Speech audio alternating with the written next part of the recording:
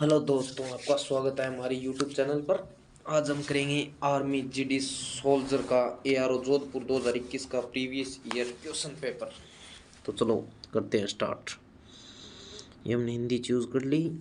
Accept and continue. Patna किस नदी के किनारे स्थित है? तो पटना शहर गंगा नदी के किनारे स्थित है।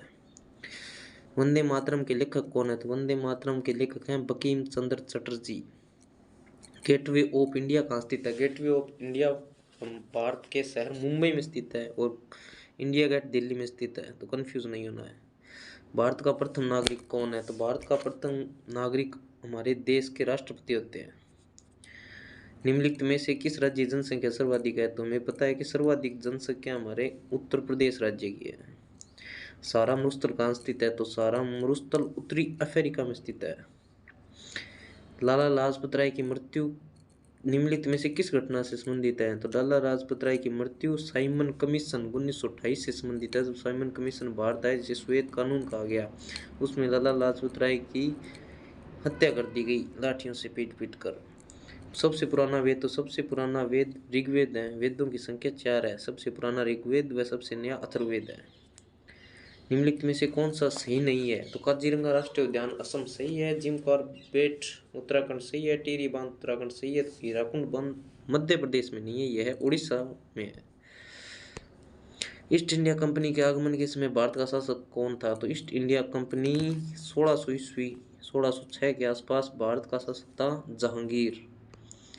जापान की राजधानी? तो जापान की राजधानी है टोक्यो। काठमांडू है नेपाल की। लाहौर किसी की राजधानी है ही नहीं।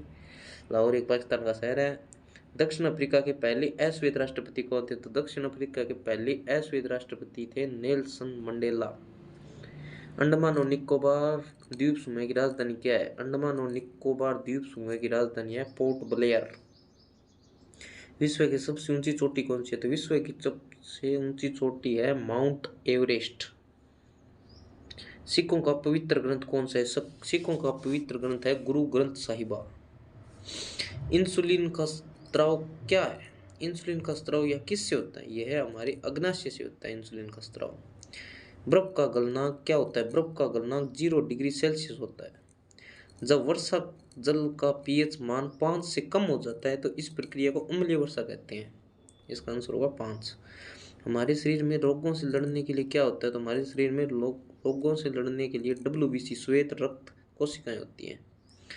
ध्वनि खालिस्तान में नहीं चल सकती तो ध्वनि निर्वात में नहीं चल सकती। परमाणु क्रमांक क्या दर्शाता है? परमाणु क्रमांक हमेशा याद रखना प्रोटॉन की संख्या को दर्शाता है। विद्युत मोटर विद्युत ऊर्जा को खालिस्तान में परिवर्तित करती है। विद्युत मोटर विद्युत ऊर्जा को यांत्रिक ऊर्जा में परिवर्तित कर देती है। इसका आंसर होगा यांत्रिक ऊर्जा। ठीक है, 7 नेक्स्ट। निम्नलिखित में से कौन सा अम्ल है? तो अम्लों की बात करते हैं तो H2SO4 जिसे हम सल्फ्यूरिक अम्ल कहते हैं, अम्लों का राजा। विद्युत का सुचालक कौन है? तांबा विद्युत का सबसे अच्छा सुचालक है। सीएनजी का पूरा नाम? तो सीएनजी का पूरा नाम है संपीड़ित प्राकृतिक गैस। आग बुझाने के लिए किस गैस का प्रयोग किया जाता है? जैसे देखिए, बहुत इजी क्वेश्चन है। आग बुझाने के लिए CO2 कार्बन डाइऑक्साइड का उपयोग किया जाता है। कोई सही बच्चा होगा जो इसको गलत करके आएगा। न्यूटन की क्रिया प्रतिक्रिया का नियम, देखिए कितनी इजी क्वेश्चन है। न्यूटन की क्रिया प्रतिक्रिया का तीसरा नियम है। ऑक्सीजन की खोज सन 1774 में जोसेफ प्रिस्टले ने की थी। ये थोड़ा हार्ड क्वेश्चन है। निम्नलिखित में से कौन सा एक इलेक्ट्रॉनिक उपकरण नहीं है? तो बल्ब है ना, वो एक इलेक्ट्रॉनिक उपकरण नहीं है। ध्वनि की तीव्रता किस में मापी जाती है? ध्वनि की तीव्रता डेसिबल में मापी जाती है। यदि एक कार की गति 90 किलोमीटर प्रति घंटे है, उसकी गति मीटर सेकंड में कितनी होगी? तो मीटर सेकंड में परिवर्तित करने के लिए 5/18 से गुणा कर देते हैं, तो इसकी हो जाएगी 25 मीटर प्रति सेकंड। यदि किसी वस्तु पर 10%, 20%, 40% छूट दी जाती है तो उस वस्तु पर कुल कितनी छूट दी जाएगी? तो इन तीनों छूटों की एक समतुल्य छूट याद करनी है। तो 100 में से 10% यानी 90/100 इंटू 80/100 इंटू 60/100 बराबर जो छूट आएगी वो एक समतुल्य छूट होगी, जो है 56.80%। एक वर्त का क्षेत्रफल 616 मीटर स्क्वायर है, उसकी त्रिज्या ज्ञात कीजिए। तो वर्त का क्षेत्रफल 616 यानी πr² = 616। पाई की वैल्यू है 22/7। उसको 616 के पास ले जाएंगे 7/22, तो आर की वैल्यू सामने आ जाएगी। आर की वैल्यू है 14 मीटर। यदि किसी संख्या में 20% की वृद्धि करने पर वह 300 हो जाती है तो वह संख्या क्या है, यानी 120% का मान है 300, तो आ जाएगा 300 बटा 120 गुणा 100 और इसकी वैल्यू आ जाएगी 250। यदि किन्हीं दो संख्याओं का योग 70% 49 के बराबर है तो उन संख्याओं का योग कितना होगा, यानी किसी संख्या का 70% 49 है तो 49 बटा 70 गुणा 100, तो आंसर आ जाएगा 70। यदि 15 व्यक्ति एक कार्य को 20 दिनों में करते हैं तो 20 व्यक्ति उसी कार्य को कितने दिनों में करेंगे, यानी MDS रूल 15 गुणा 20 बटा 20, 20 से 20 कट जाएगा, आंसर आ जाएगा 15। n प्राकृत संख्याओं के योग का सूत्र क्या है, n प्राकृत संख्याओं के योग का सूत्र है n गुणा n+1 बटा 2, आंसर 1। यदि एक समकोण त्रिभुज का कोण 35 डिग्री है तो तीसरा कोण क्या होगा, तो समकोण त्रिभुज के तीनों कोणों का मान होता है 180 डिग्री। हम सबको याद है समकोण त्रिभुज के एक कोण का मान होगा 90 डिग्री, दूसरे कोण का 35 डिग्री, 90 और 35 को जोड़ के 180 में से घटा दें, तीसरे कोण का मान आ जाएगा 55 डिग्री। यदि 114 किग्रा चावल एक थैले में आता है तो 1026 किग्रा चावल कितने थैले की आवश्यकता होगी, तो कुल चावल 1026 किग्रा एक थैले में आते हैं, 114 तो 1026 बटा 114 बराबर 9 थैले आ जाएंगे। यदि किन्हीं दो संख्याओं का अनुपात 3:4 है, यदि प्रत्येक में 5 जोड़ दिया जाए तो अनुपात 4:5 हो जाता है, तो वह संख्या क्या है, तो एक बार के लिए हम x मान लेते हैं, 3x + 5 बटे 4x + 5 बराबर अनुपात कितना होगा 4/5। हम उनको क्रॉस गुणा करके x का मान निकाल लेंगे और वो संख्या आ जाएगी 15 और 20। राम 16,000 रुपये का एक टेलीविज़न खरीदता है, यदि टेलीविज़न का मूल्य प्रति वर्ष 5% कम हो जाता है तो 3 वर्ष बाद टेलीविज़न का मूल्य क्या होगा, प्रति वर्ष 5% कम हो जाता है, तो कम हो जाता है मतलब 100 में से 5 कम होता है, यानी 95/100, तो 16,000 × 95/100 3 साल के बाद तो 3 बार गुना कर देंगे 95/100 के बराबर, आपका आंसर आ जाएगा 13,718।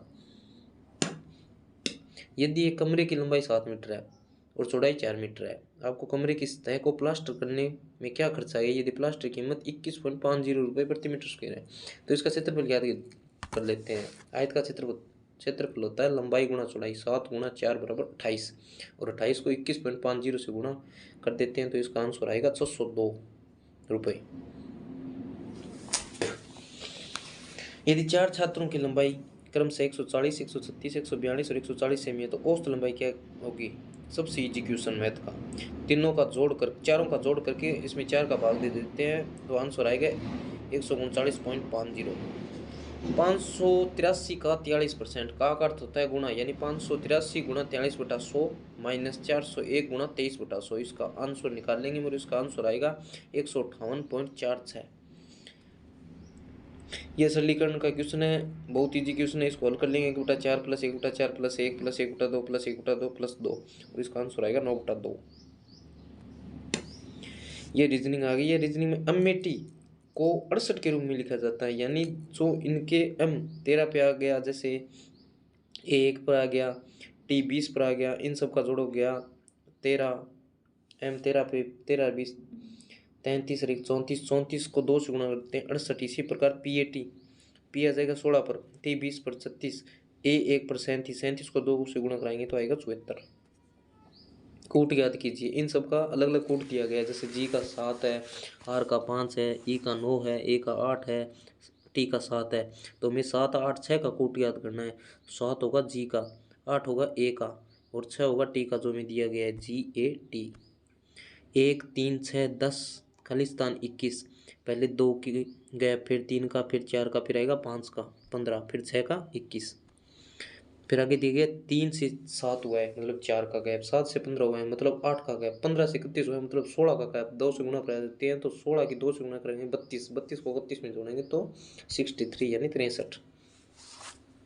एक लड़की ने एक लड़के का परिचय दिया और कहा कि यह मेरे मामा के पिता की इकलौती बेटी का बेटा है, तो लड़का लड़की से किस प्रकार संबंधित है।